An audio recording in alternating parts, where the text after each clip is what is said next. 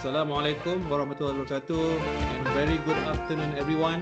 Welcome to our today's webinar, complimentary webinar for ACOH 2026. You meet me again, Dr. Faiz, for today. This is our 16th webinar, complimentary webinar for our upcoming ACOH 2026 in Kuching in August. Okay. Today topics, we're going to talk on workplace bully and violence prevention, one of the most hottest topic for current situation. Yeah. Okay. Without further ado, let's continue. Before we start, as usual, this is our workplace. This is our webinar house rules. Okay. Number one, please keep your microphone muted. Number two, stay focused during the session, and please use that chat box for any question. If you have any question, you can always put whatever question in the chat box along the way. And number four, stay professional and respectful at all time. Number five, no sharing of confidential information. And this session will be recorded for later sharing in our ACOH 2026 website. Those that actually missed the previous complimentary webinar session, you can always go to our ACOH 2026 website and you can find there. And you can also search on our ACOH, Asian Congress on Occupational Health, that will be coming in August in Kuching. And last but not least, those that attend the full session, you can actually register your MMA CPD point, and we will actually submit it manually after the session. Okay, this is the agenda for today. We start. Let me introduce myself before I start. I am Dr. Faiz Baharudin, your host for today, your moderator for today. I'm a public health medicine specialist and also a director of Occupational Health Safety and Environment Center, University Malaya. With us today, we also have Dr. Sara. I will introduce Associate Professor Dr. Sara later. And we're going to have around 35 minutes or 40 minutes of presentation by Dr. Sara. And we'll be continue with around 10 minutes of question and answer. And last but not least, we will also continue our ritual of sharing the journey of ACOH 2026. And of course, proceed with the MMA CPD registration. And we will finish at 3 o'clock. Okay, before we start, let me introduce our distinguished speaker for today, my best friend, my friend, okay, Associate Professor Dr. Siti Sara Yaacob, okay. She is a public health specialist, public health medicine specialist, and also a medical lecturer in the UiTM, okay. And with almost 2 decades of experience in the Ministry of Health, where I know her since then, she has been contributing to the National Occupational Health Policy and Workforce Safety Initiative. The last post that she actually underwent in KKM is as the head of ACOH unit under the medical program KKM. And she is also very active in the academic world. Apart from that, she also very active in the occupational health training, policy development, and also service in UiTM. So yeah, without further ado, let me pass the screen to Dr. Prof. Madya, Dr. Siti Sara. Bismillahirrahmanirrahim. Assalamualaikum warahmatullahi ta'ala wabarakatuh. And a very good day. Thank you, our esteemed moderator today, Dr. Faiz, my good friend. Okay, so I would like to say thank you to the Secretariat of Webinar ACOH 2026 for giving me this platform to share a little bit on workplace bully and violence at workplace.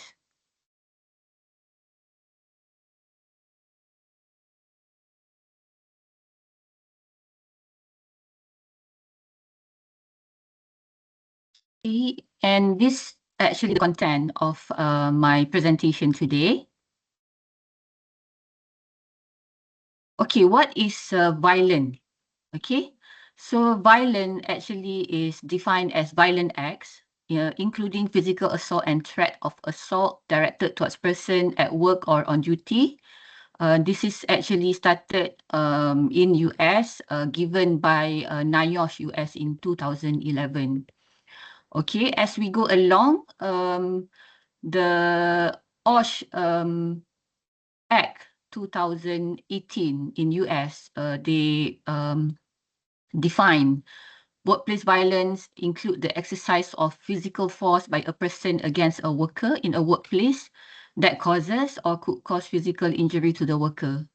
And it also include any attempt to exercise physical force against a worker in a workplace that could cause physical injury to the worker, and a statement of behavior that is reasonable for a worker to interpret as a threat to exercise physical force against the worker in a workplace that could cause physical injury to the worker. And key components of workplace violence, there are 4 components: physical acts, threats and intimidation, harassment and bullying, and context. Whenever the incident occur on site or off site in connection with work activities, for example, during traveling or working with clients. Okay, physical acts include anything with or without weapons, including biting, choking, pushing, slapping, and in extreme cases, it can end up with homicide. Okay, and NIOSH actually put the workplace violence into 4 types. Whenever there are like criminal intent, they consider that as type 1, while type 2 is customer or client, whereby the client or customer or patient becomes violent while receiving services. And we have also violence between current or former employees, supervisors or managers. In our setting, we call it staff versus staff. When they are like worker on worker, this is type 3. While type 4, when the perpetrator has a personal relationship with an employee, for example, in case of domestic violence. Okay, and these are the definition and terminology stated in the guideline launched by our Ministry of Health Malaysia, which cover both violence as well as harassment. Okay, and this guideline is actually amended in 2023. Okay, and the guideline also lists down the types of workplace violence. And what is bullying? Okay, so we go and explore what is the definition of bullying first. Repeated actions directed towards an employee or a group of employees, and the actions which create a risk to employee health or safety, and the purpose is to intimidate, degrade or humiliate or undermine, and also include work interference, where in the case of sabotage, which prevents work from getting done. And this is actually defined by Workplace Bullying Institute. So Workplace Bullying Institute, what is Workplace Bullying Institute? It's actually an organization which founded by Drs. Gary and Ruth Nemi in 1997 in order for them to support and educate. They also give funding for research in terms of anything related to workplace violence.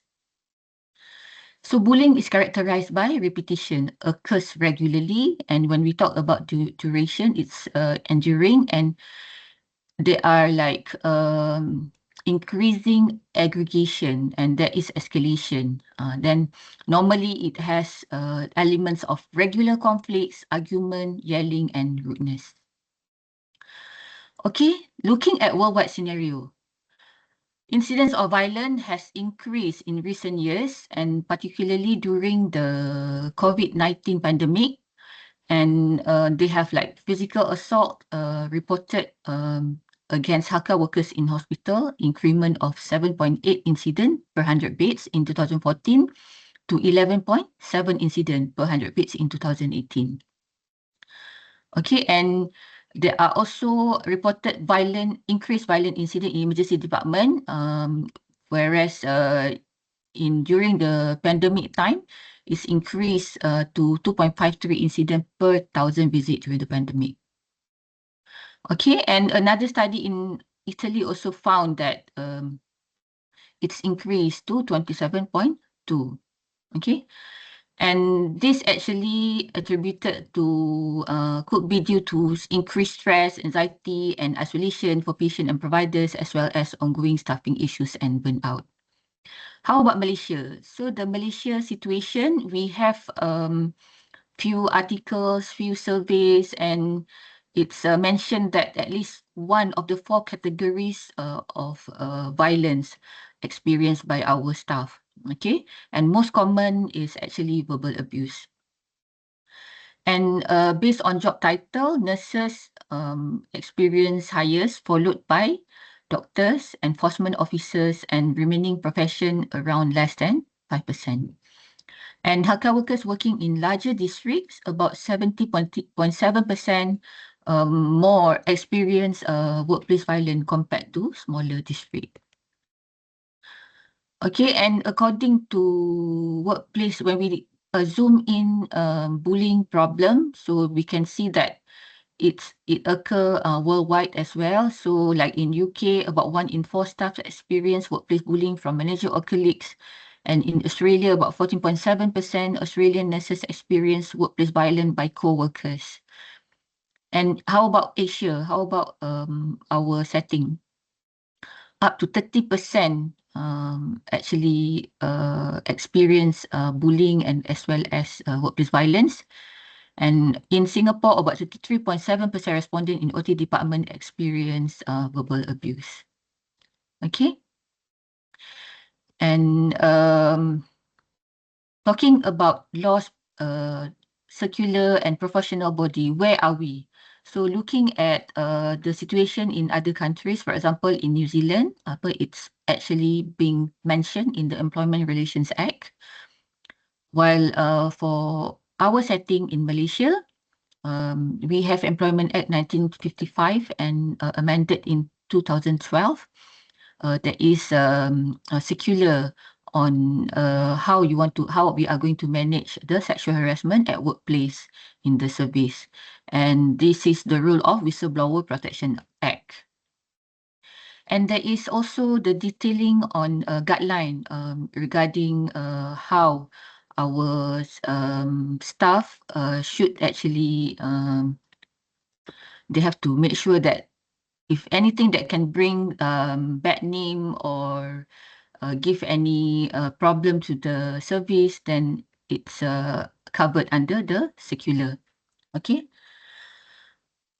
So why is it important about workplace violence? So once anybody experience workplace violence or bullying, they feel like they didn't feel helping others as part of their job, and this actually interferes with productivity. And unfortunately, we are not sure whether we should identify this or accept this as a problem or not.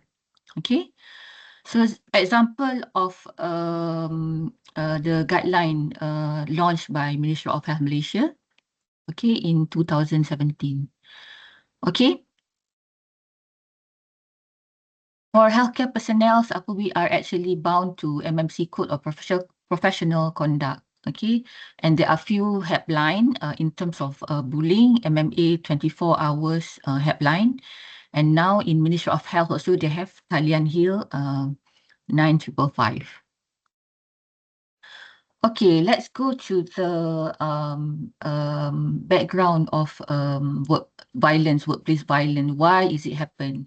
So normally, they are talking about characteristic of perpetrators and characteristic of target and the psychology of why the person do it in the first place. Okay.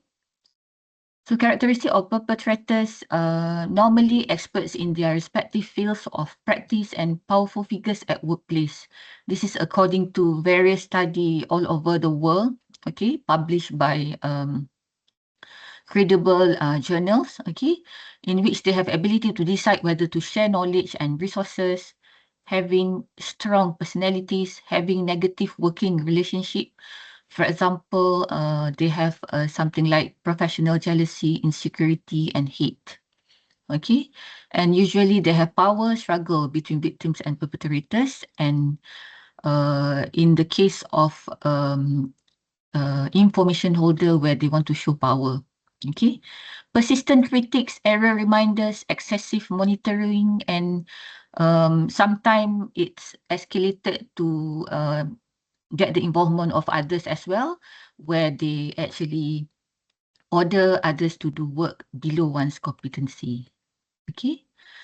So in Malaysia scenario, normally perpetrator of workplace violence include patients, relative of patient, visitors, colleague, superior management, public, and others. Okay. And while another physical violence normally executed by patients themselves, followed by public and relative of patients or visitors.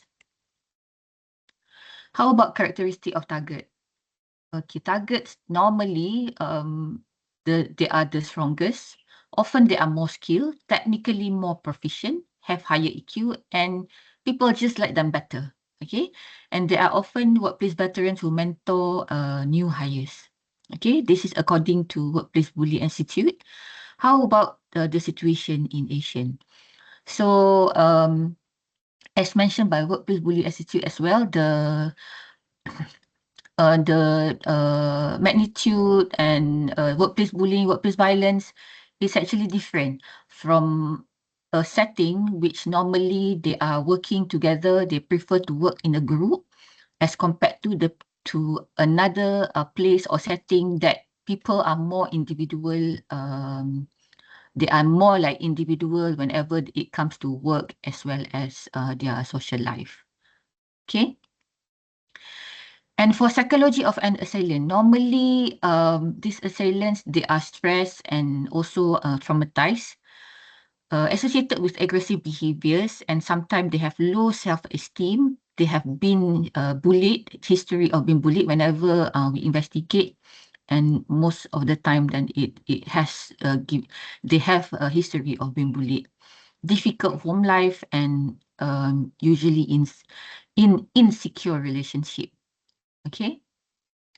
Why is it important for us to discuss or to know more about workplace bully, workplace violence?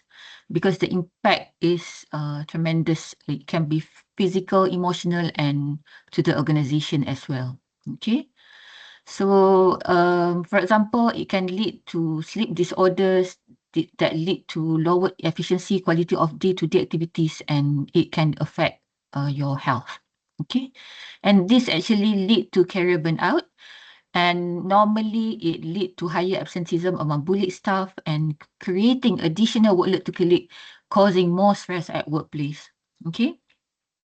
And this actually can spread and affecting their relationship with the other family members and with other relationship as well.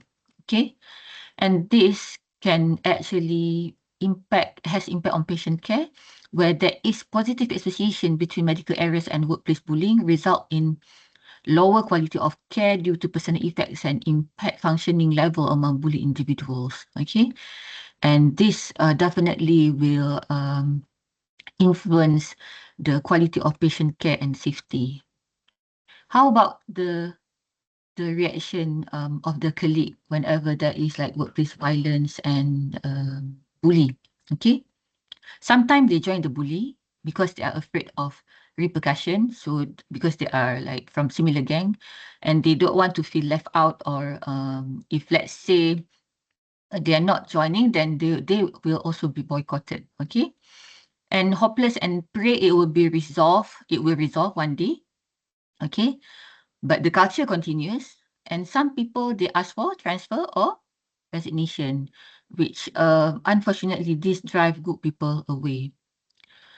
How about corporate effects of workplace violence? It damages morale and teamwork, and victim tends to take it towards the organization rather than the individual. And normally, even though we try to make them understand, but this is like something unintentional. Okay, so withdrawal of effort, time commitment, counterproductivity due to work behavior, and there might be elements of sabotage. And this result in further conflicts within the organization, and the ethical and morale of organization starts to reduce. Okay. Okay, moving forward. Can we do anything? Can we think of something so that we can deal with workplace violence, including workplace bullying? Okay. So there are 5 elements for workplace violence prevention program. The first and important is management commitment and workers participation. Okay. So management commitment include at least need to acknowledge. Okay, need to acknowledge that value of a safe and healthy workplace. Okay. And it should be similar whenever we want to take care of our clients. It's the same thing for the workers as well, patients, customers. Okay. And commitment also include allocating the authority and appropriate resources to all the responsible parties, and assigning the responsibility and authority so that this prevention program can be successful, ensure that all managers and supervisors understand their roles. Okay. And maintaining a system of accountability for involved managers, supervisors, and workers. And of course, it's important, support whenever there is like recommendation from safety and health committees. Okay. So these are example of commitment shown by one of the organization management, one of the organization in Malaysia, government link organization. Okay. And the other important thing is to establish a comprehensive program of medical and psychological counseling. Okay. Whoever who have experience or witness assault, they need to be debriefing. Okay. Okay, and it's very important. So quite a number of research and studies, as mentioned by Dr. Faiz just now, that it's workplace violence, workplace bully has become something like increased concern about workplace bully and workplace violence. Okay, so one of the important finding by this study in Malaysia in 2021 involving workers in primary healthcare. So it's confirmed that safety climate is associated with workplace violence. Okay, through involvement and feedback also is very important. So workers need to be enrolled and need to be involved in development, implementation, evaluation, and if there is any modification of the workplace prevention program. Okay. It's very important as well to ensure that there is a way to report and record the incident, including the near-miss incidents, okay? And the issues are addressed appropriately, okay? This is important because workers can provide useful information so that whoever responsible or have the power to design, implement, and evaluate the program, they can use this information to ensure the success of the program. Okay, and it's important for employee training and continuous education program as well.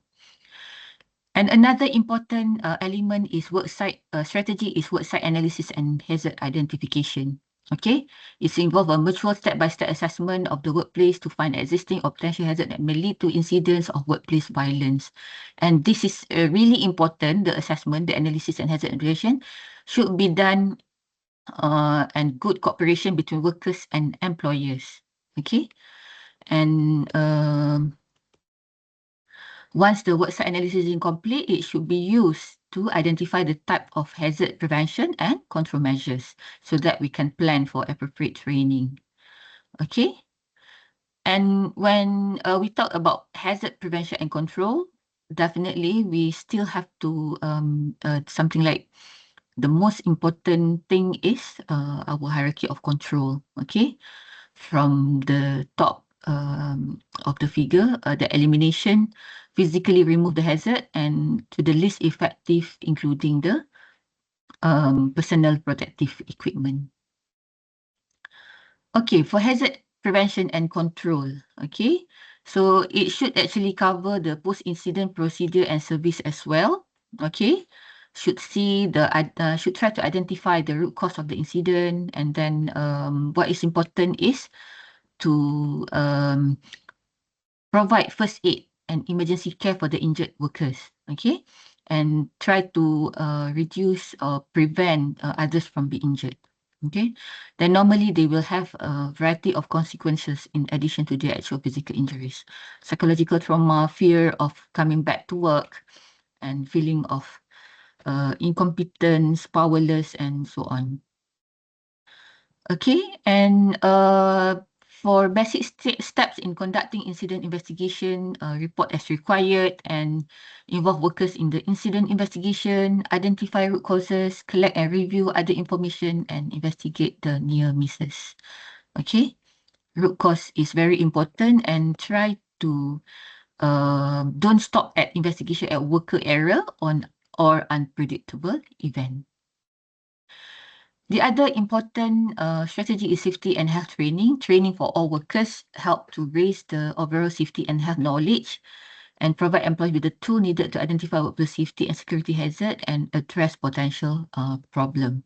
Okay, so for example, in Ministry of Health Malaysia, they actually come up with a training module after the guideline launch. Okay. And it's important to list down all the possible topics that can be given and can be tailored to the role and responsibility of the person involved. Okay. For example, for supervisors and managers, it's very important to train them to recognize high-risk situation so they can ensure that workers are not placed in assignment that compromise their safety. Okay. The other important group is security personnel. So sometimes they need specific training, especially when it's something to do with handling aggressive and abusive client and ways to handle aggression and diffuse the hostile situation. Okay, and at least annually, the team or coordinator responsible should review the content, methods, and frequency of the training. Okay, and program evaluation may involve supervisor and employee interviews, testing, observing, and reviewing reports of behavior of individuals in threatening situation. Another important strategy is record keeping and program evaluation. So it's necessary to determine its overall effectiveness and identify any deficiencies or changes that should be made. And the key records include OSHA log of work-related injuries and illness, medical reports of work injury and records of incidents of abuse, reports conducted by security personnel, verbal attacks or aggressive behavior. So this can be tailored according to the organization or workplace. Okay, so regardless whether it's healthcare or it's service provider, university hospital or government healthcare facilities. Okay, and information on patient with a history of violence, drug abuse or criminal activity recorded on the patient's chart. So this is quite important as well, because one of the increasing concern in the workplace, especially in the hospital, when it's involved the caretaker, sometimes the violence is actually done by caretakers. Okay, and it's not like the first time, or it's like happen a few times from the same person. Okay. And documentation of many of safety meeting, the hazard analysis and corrective action recommendation also need to be recorded. Okay. Okay, and what we need to include, what process that we need to include in evaluation, evaluation process. So one of the important thing is the reporting system, and should be regular review of reports. And reports and minute from staff meeting on safety and security issues also need to be evaluated. Okay, the trends and rate in illness, injuries of facilities, as well as measuring improvement based on lowering the frequency and severity of workplace violence. Keeping up-to-date records of administrative and work practice changes to prevent workplace violence, to evaluate how well they work. Okay. Okay, so the strategy, the good news about us in Malaysia. So we have actually seen this guideline on psychosocial risk assessment and management at the workplace, PRISMA, launched by Human Resource Ministry under DOSH, okay, during their carnival health, occupational health carnival, okay. All right. So let's say, I'm sure nobody actually want to be involved in workplace violence, but how to handle workplace violence when it occurs. So it's involve the individual level as well as leaders and organization.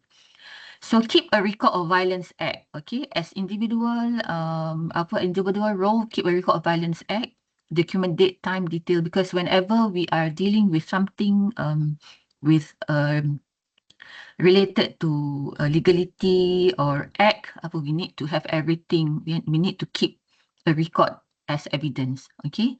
For example, if the bullying occurs in email, text, or correspondence, maintain a hard copy of the trail of email and text and file them in a folder in your computer or anywhere that people won't actually nobody can actually reach. Okay.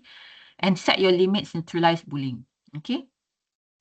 Know your right, rules, laws, and get help. Okay, make sure that you know when to ask for help.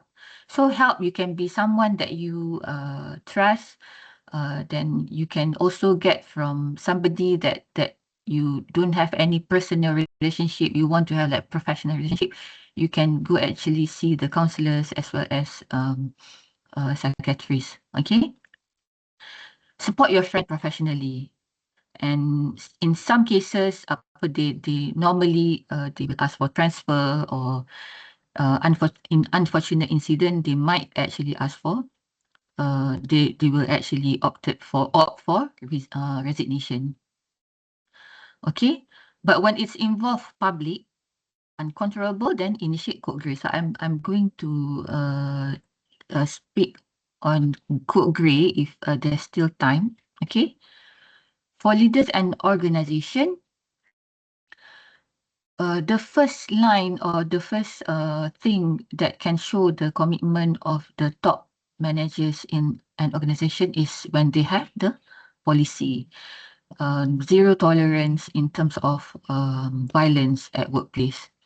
Okay, and grievance mechanism, as well as initiate mediation process. Why we need to have a grievance mechanism? Okay, so it's transparency and to ensure justice as well. So grievance mechanism, why it's important, why it's good? Because it's not only for the victim, but for the workplace, where everybody that is not involved as well, they will see and they observe and they see what happened after certain incident. Okay. And by having proper channel, we hope that it will ensure avenue, hence avoiding getting out of control. For example, a lot will be venting out on social media. Okay, you can see in thread in Instagram, then and definitely the litigation process. Okay. And the content refers to grievance procedures, either it's formal or informal, and investigation procedures, including timescale for action and appeal process. And timescale for action, for example, counseling for both victim and the accused, and support availability and identify systems that are in place for disciplinary procedures. For example, in most of the hospital, they have the MDEC. And protection from victimization, and how the policy is to be implemented, reviewed and monitored, and responsibilities of supervisors and managers, and confidentiality and transparency for any complainant. Okay. Okay, to initiate mediation process, normally the best is to have an independent third person or mediator that can sometimes help resolve disciplinary or grievance issues. Okay, and it should be voluntary process.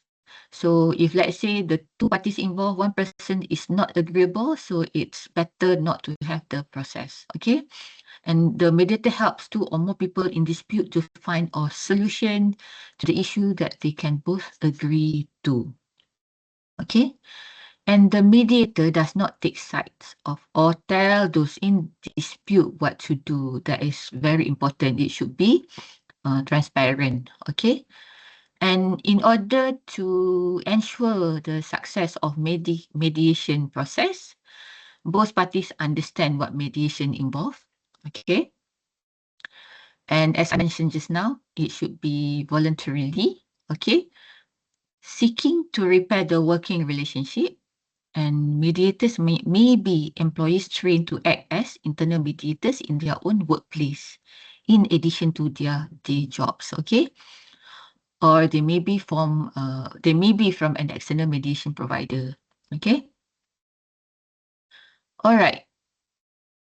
When all the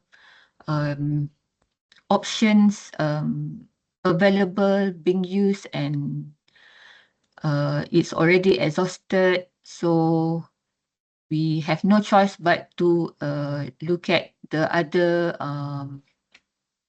the next procedure, the disciplinary procedure. The employer may decide that the matter is a disciplinary issue which need to be dealt with formally at the appropriate level of the organization's disciplinary procedure. Okay, and it's important to follow a fair procedure, fairness to both the complainant and the person accused. So normally, they have to see what is actually the problem, and holding a meeting to discuss the problem.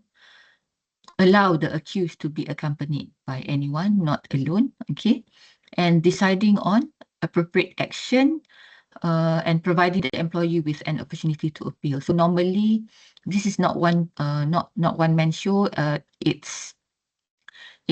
should be best being discussed in a committee that um, can be represented by the department involved, and they have something like it to be checked with by someone that have the power to decide. Okay. Okay, so a little bit on code grey. So what is code grey? So it's actually an emergency code that activates a well-trained and professional team, okay, to respond and handle any harmful incident or potential harmful incident to ensure the safety and well-being of healthcare staff as well as others. So as I mentioned just now, when it's involved client or patients, public, so it's important um, for us as individual role to activate the code grey. So what is code grey as mentioned here? Okay.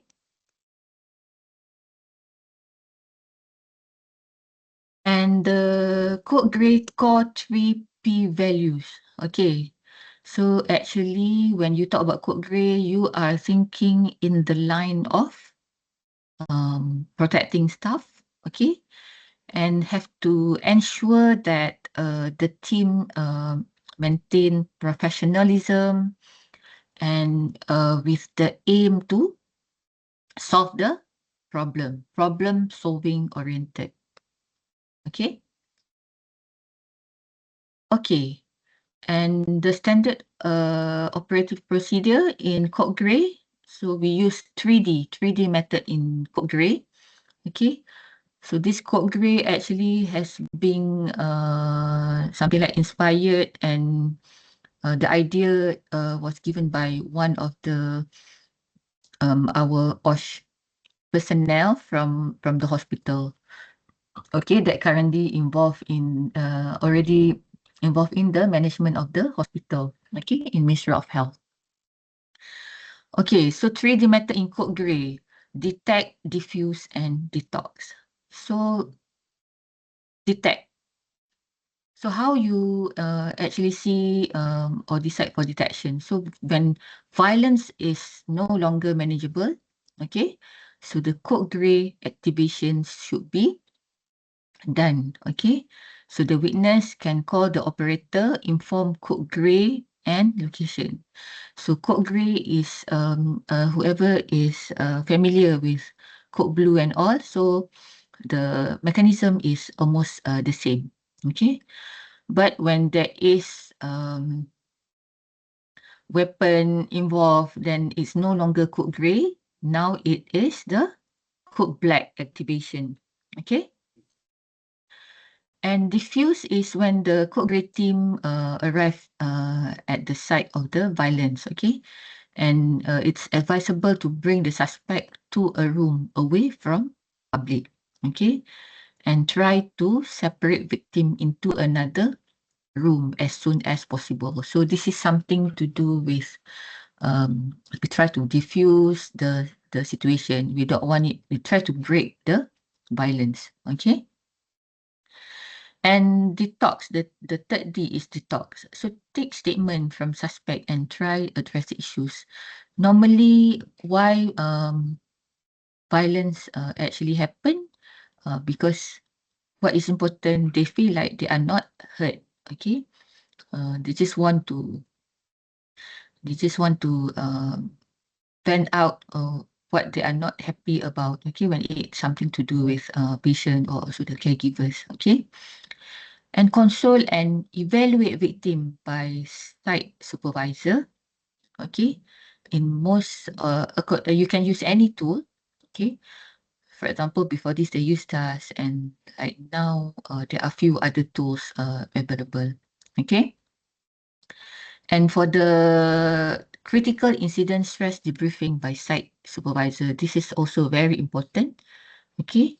So if you come across psychological first aid, so they also have occupational psychological first aider as well, okay. As I mentioned, it's after the launching of Prisma guideline, so they did mention about occupational psychological first aider, okay. And after we assess the situation, then we feel that this person need to be referred for further management, then refer to counselor if needed, okay. And what is another important element as well, after the situation has been diffused, if the victim wants to lodge report to police report to the police, then patient actually have the right to make police report, okay. So when you talk about code grey, so that's the team that actually come to diffuse the situation. So what's next? So let's say if we already establish this code grey team, so it's important to analyze and see and review and give recommendation from time to time. And it's important to establish the governance of the workplace program. For example, we have to identify the avenue for them to discuss and in which committee that this can be reviewed and discussed. And it's important for training. Training also is another important element that need to be planned, okay. So as I mentioned just now, code grey is actually the team. So we need to form the team, need to identify who actually should be the team member. And in terms of facility, the rooms that we can actually bring the victim or the suspect so that we can diffuse the situation, okay. And definitely review the SOP from time to time. Okay. So it's very important. Documentation is very important. Okay, as the superior, as the boss, as the supervisor of the workplace, as individuals. So it's very important to document, and it's good to discuss issues professionally and follow the SOP. Okay, and that's why it's important to know your rights, and the most important thing that we need to have channel, okay, for the workplace violence or workplace bully. So hopefully then they will have a reporting mechanism. Train and take care of yourself. So it's very important. Self-care is very important. So like nowadays people are talking about self-care, about me time, and so on. Yeah. Okay. Be a leader and good friend, protect each other. Okay. Whenever a case of violence, for example, bullying or harassment take place, it's something, the silver lining is we can take the opportunity to examine policies, procedures, and working methods and make improvement. Okay. Okay. So when we talk about workplace violence, including bullying, so the prevalence as being illustrated by various studies all over the world, including in Malaysia, it's increasing trend. And real situation in Malaysia, there's room for further study and to see the real statistic. Okay. Every workplace should have zero tolerance policy towards violence. Okay, violence shouldn't be compromised. Okay, and violence nobody can actually tolerate violence. Existing legislation and guideline can be used in managing workplace violence and case management. Okay, and we have the latest guideline to actually address the issue of psychosocial hazard. Okay, the PRISMA. Okay, and in this in any program, to ensure the success of a program, we need the cooperation and commitment from everyone in the organization. Okay, so there's no magic in anything. It's important to safety is everybody's business. Okay. So the references, if you are more keen on reading, okay. So that's all for now from me. Thank you. Thank you very much, Professor Madya, Dr. Siti Sara. A very good presentation. And I can see the eagerness of all attendees who wanted to know all regarding this topic. And what we can assure you, this is just a teaser for what is going to happen in ACOH Kuching. So for those that interested into our topics, of course, you can go to our website and actually register yourself for ACOH. Okay, a few things that can be elaborate or can be focused in this presentation. Number one, know your right. Okay, we as employee, we must know our right. Number two, the importance of documentation. And number three, to do risk assessment in whatever matters that happen during our daily life, including on the violence. So, okay, Dr. Sara, I have a question for you, but I think there's more question from the attendees. So better I read the attendees' question. So, Dr. Sara, so number one is, wait, let me read. Okay, number one from Abdul Malik bin Muhammad Ali. The question is, what do you think of government officer with power come to the industry? When they come to the office, they say they want to learn or checking something. However, they demand food or drink. Is this considered bully? What can we do to prevent this? And as also similar to what I also plan to ask you, because talking about violence is all about subjectivity. But that's why very important for us to record and document. Any comment on this, Dr. Sara? On the question? Okay, the question is very easy to be asked, but very difficult to be answered. To answer, yeah. Okay, because I think when from my experience before when I work in Ministry of Health and currently in university setting. So the same question that being asked by variety of audience, because as one event or one incident, for example, like especially when we talk about verbal abuse, okay.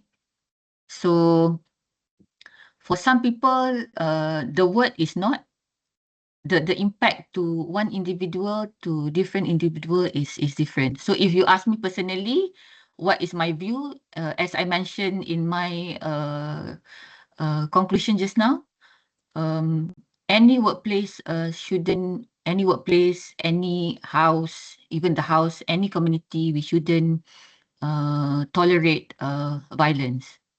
Okay, we don't tolerate violence. Zero tolerance policy against violence. Yep. Okay, Okay. and just to add that, I also heard that Dr.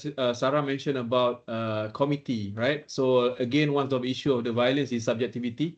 That's the very important role of having evidence. So, and then in terms of assessment, we need to have a committee to assess that. Okay. Second question, Dr. Sara, from Dr. Abu Hassan, our Mr. President. On the issue and impact related to workplace violence and bully are not new, but they are certainly on the rise.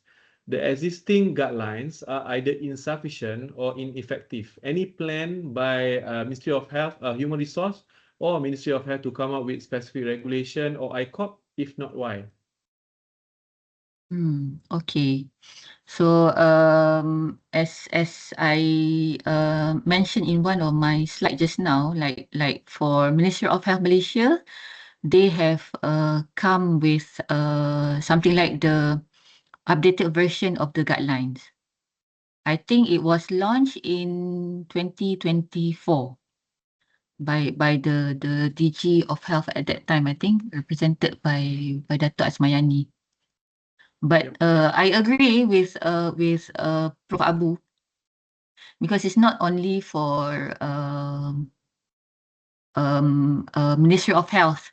It's also increasing issues, increasing concern involving other places as well, including private and not only healthcare. As I mentioned to you just now, as I put in my slide just now, the notice to the clients on that we won't tolerate violence is not actually in healthcare facilities only.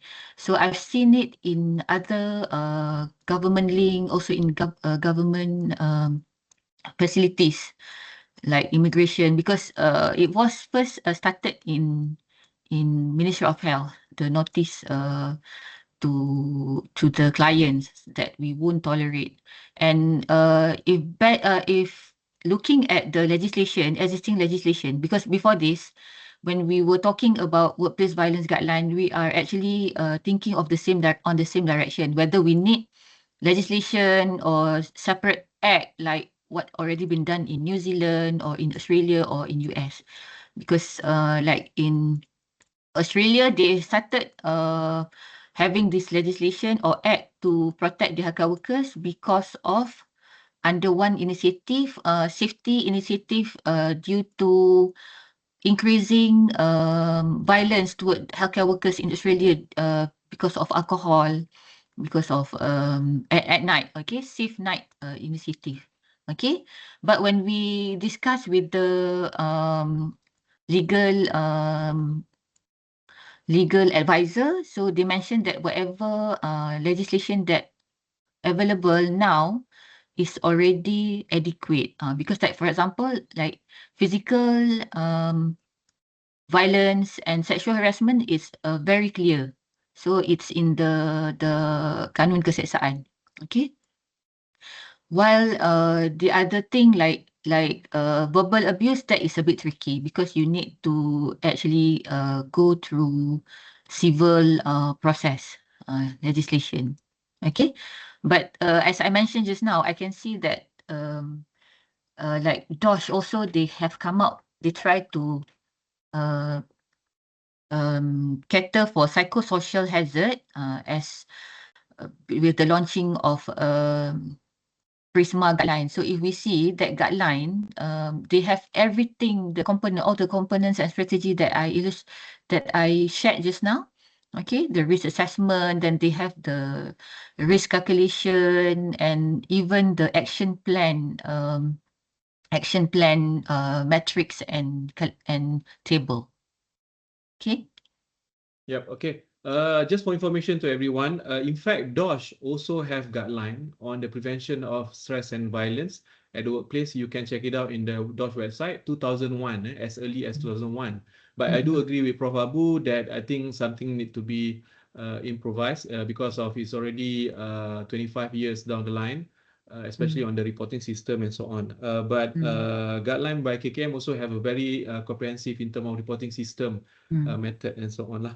Okay, thank you, Dr. Sara. Next one from Santi, Malaysia. Verbal abuse from supervisor is a constant problem, evidenced by report and social media. Okay, verbal abuse.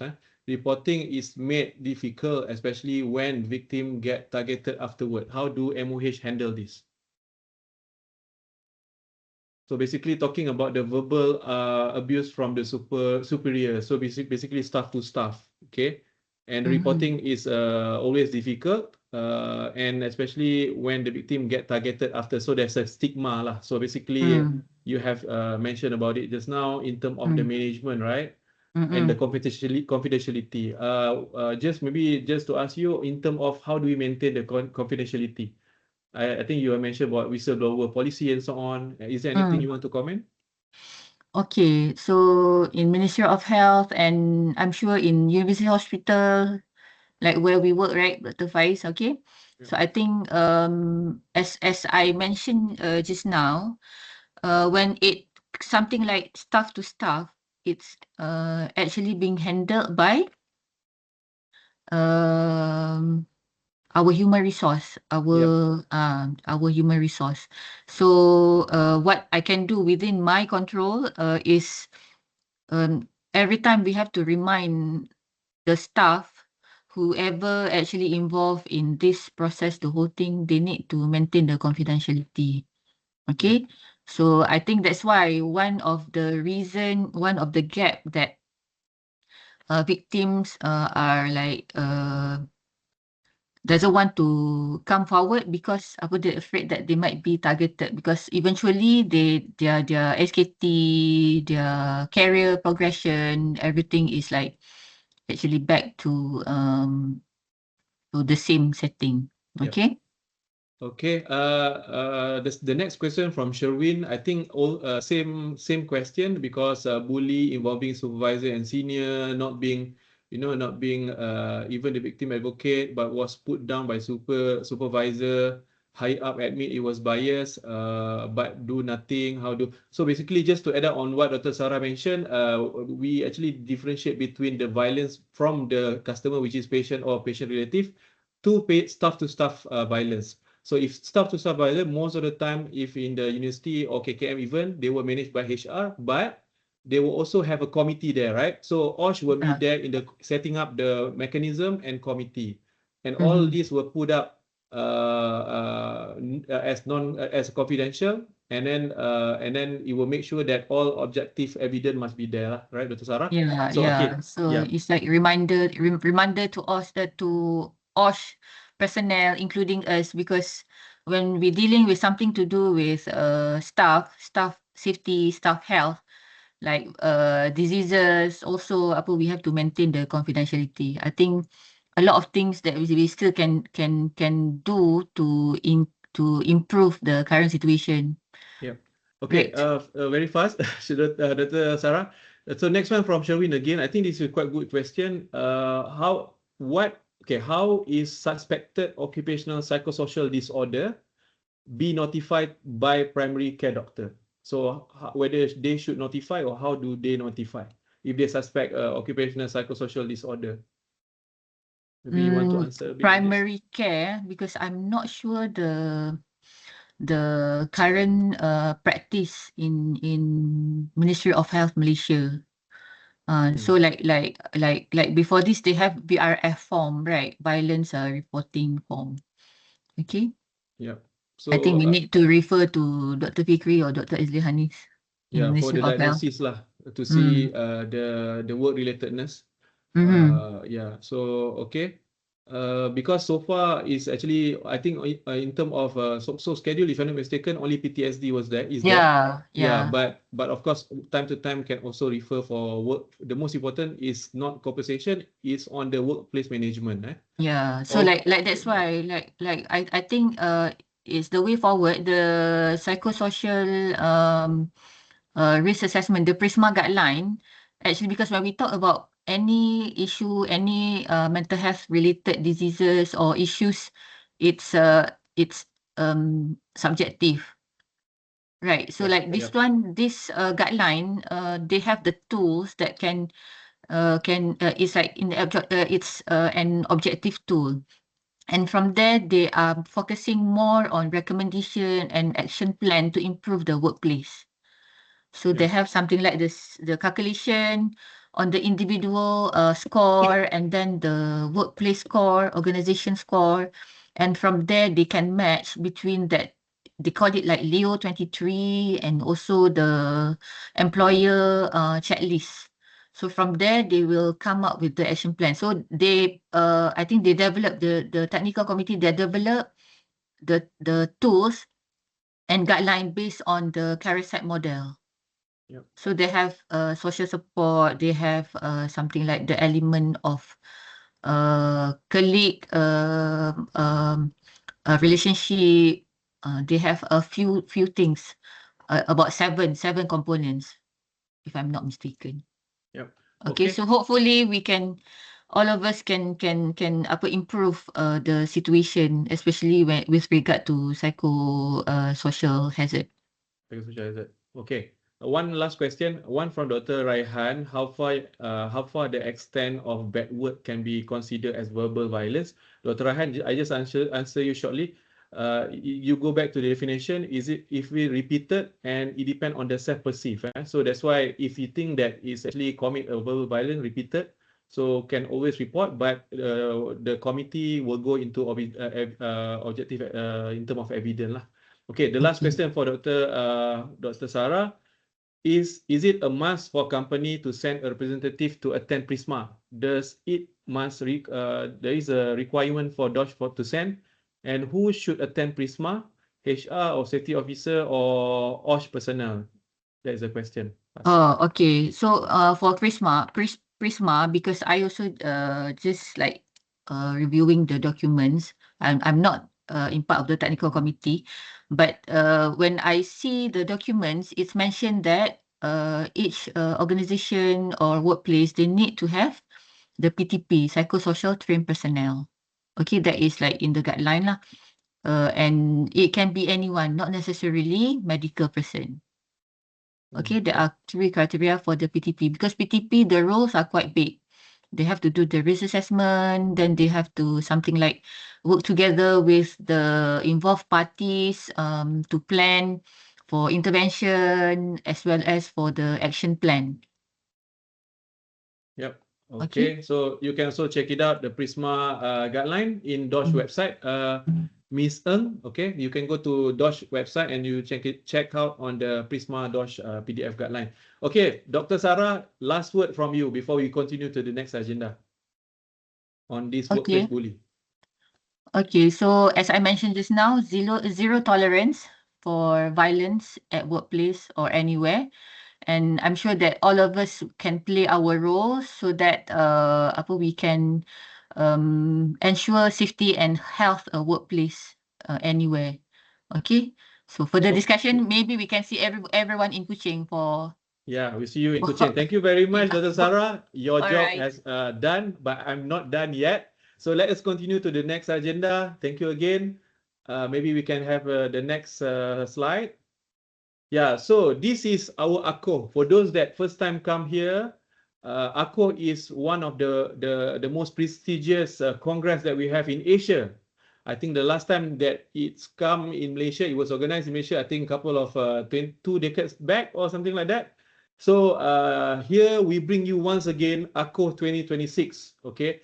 And what we can assure you that this is, we're gonna have a lot of interesting topic speakers there. So you guys can go to our website. You can show your interest there by register. Okay, and you can also find all our recorded webinar in our core website. Okay, next. So another information to all, we also bring you a few promotion package. Number one, you can also bring your loved one, okay, with only RM 150 ringgit, okay. So your loved one can join and accompany you to Kuching, and of course they can do you can be around you except in the conference venue, in the conference location.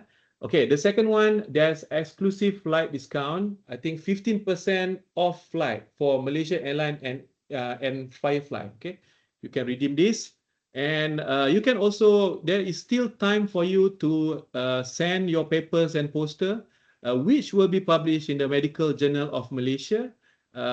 Still have chance for you to actually send all this and to be considered for oral presentation. And number 4, win attractive prizes. We got a lot of prizes there. Of course, you can win all that. Compete for exciting awards for best paper, best poster presentation. Okay, and the last one, you can show the world that you are attending. Use our ready-made social media template to proudly announce your participation in ACOH 2026. And most importantly, you can get networking with other people around across the globe. Okay, so please register now, and all this promotion will be with you. Okay, next. So this is this is the CPD point. You can actually put up this is for ACOH. You can register now for ACOH. Okay, so this is our next webinar, upcoming webinar, leadership, the missing link in occupational health effectiveness. That will be delivered by Dr. Ren Ogun Yemi, a consultant occupational physician and international leader in occupational health. Okay, so very interesting topic, a very experienced speaker. You please do and come join us in 2nd of June 2026. Okay, next. So this is the MMA CPD. For those that medical personnel or doctor, you can screenshot, you can scan this MMA CPD for your CPD point. And for those other participants, I hope that you guys can check out the ACOH website and also register yourself. And we hope to see you in Kuching in August. Thank you very much.